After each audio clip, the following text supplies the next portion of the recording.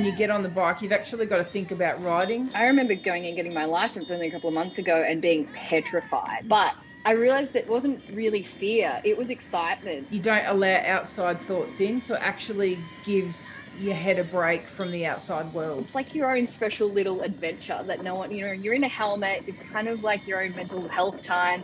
You can think, you can scream, you can do whatever. You don't think about, the work you've got to go home to or what you've got to do next Friday or whatever. You just ride. For many of us, this is how we're used to seeing Dykes on bikes, leading Pride marches around the world, getting us all excited to celebrate Pride as we hear the revving of the engines getting closer and closer.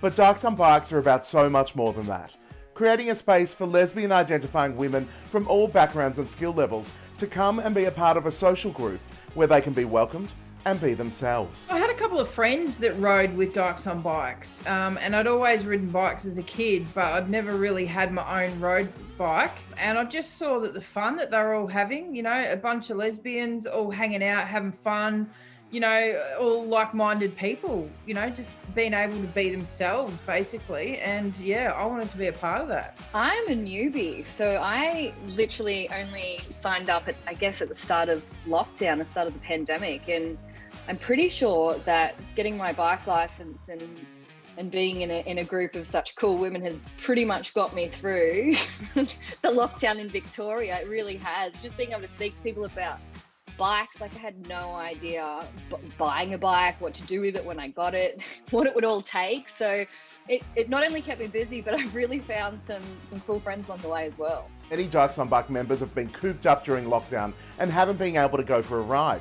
So Dykes on Bikes Melbourne have been going online and getting off their bikes, keeping their communities connected and introducing us to the people who are under the helmets. It's a really important part of our club is, we're a bunch of chicks that love bikes and we love women and we rock up to Pride March, but we're so much more than that, And I guess the Dykes on Bikes interviews, the women under the helmets, was exactly that, getting to know our members, who they are and what we're all about, because, it's, I guess, an old kind of mythological creature, this dyke on a bike, like we didn't have a personality. We were these scary, butch, leather-clad women that people, found really unapproachable. But that's not the case with the women in our club. Really getting to know each individual, person in Dykes on Bikes is an experience in itself.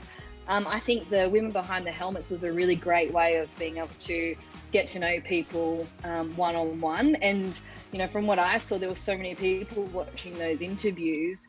But I personally benefited from it, and it was one of the reasons why I signed up, because it didn't feel like it was something that I could do, not because it felt unreachable, but just because I wasn't sure how to get involved. We're more than a lesbian motorcycle club. We are a mental health support club. We've got this amazing camaraderie and support network there amongst our people. And it's always been there and it's always going to be there. And we've gained a lot of respect from the wider community as well, because we have put ourselves out there. A lot of our members have shown their vulnerability and have shown that courage to be vulnerable and tell their story online, and that resonates with people. It certainly has.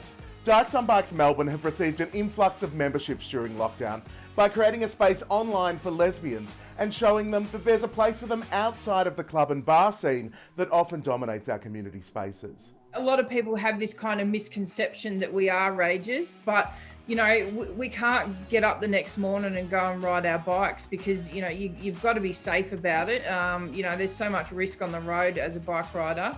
No, I'm over 30 now. I'm getting a little bit old to be going out every night of the week. So being able to have kind of a space where I feel like I'm around like-minded people, you feel like you get each other just straight off the bat. Like, it's not like you have to either prove yourself or even introduce yourself before you've already made a friend. We talk about when we're younger and we're going out and going to clubs and all that. Like, the reason why we went there is because we wanted a safe space where we could be with our crew. And, all these bars and hoods, they're all closing down now. We always talk about the lesbian bars, like, where are they? They're just non-existent, because we want a safe space. Well, Dykes on Bikes is a safe space. We don't need a venue. Having a space that's really just, for like-minded women who ride bikes, like bikes, or even just like women.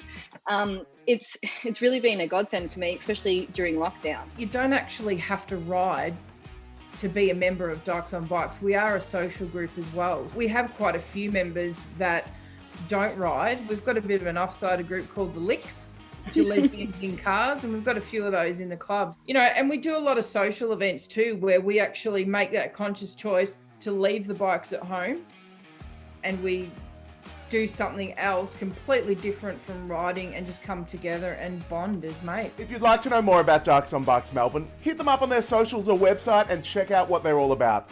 They're truly awesome people, and we're lucky to have them lead our Pride marches and be so visible, riding high in our communities.